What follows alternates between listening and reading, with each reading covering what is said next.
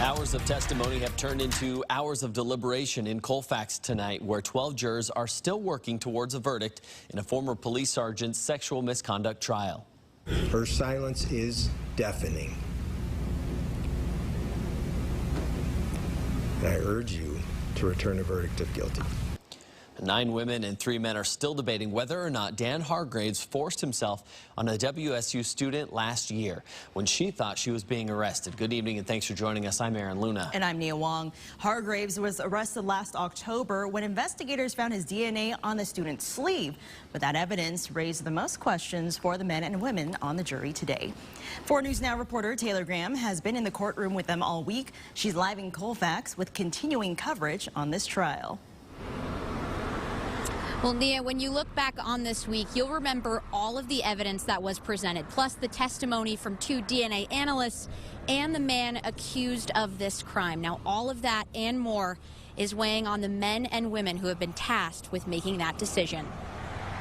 When you look at all the evidence, the truth becomes clear. The truth becomes clear. It's up to 9 women and 3 men to find that truth in Dan Hargraves' sexual misconduct trial.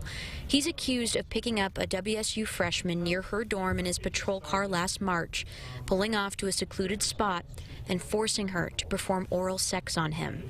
If the jury finds the state has proven that took place, Hargraves would be found guilty of first-degree custodial sexual misconduct. Otherwise, if they believe there was some other kind of sexual contact, he'd be found guilty of that crime in the second degree. The student has said she doesn't remember the sex act because she's diabetic and had been drinking.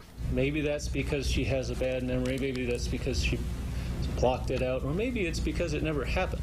But investigators say sperm was found on her sleeve, and 83% of the sample matched Hargraves' DNA. 2 analysts spoke on that evidence this week, bombarding the jurors with so much information, they asked to review 3 to 4 hours of testimony today, but they were denied by the judge.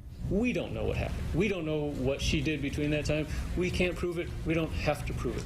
The state does, and while the defense says there's no direct evidence to tie Hargraves to the student late that night, the state believes his DNA, combined with some of her memories, show what truly happened that night. He was offered the chance to take advantage, and he did it.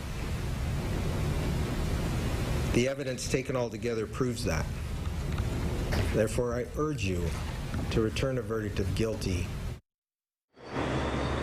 Now, about an hour ago, the jurors told the judge they still had not reached a consensus on this verdict, so the judge told them they could stay as late as they needed to tonight and reconvene again on Monday if they needed to. That is because some jurors will not be available tomorrow. In Colfax tonight, Taylor Graham, 4 News Now.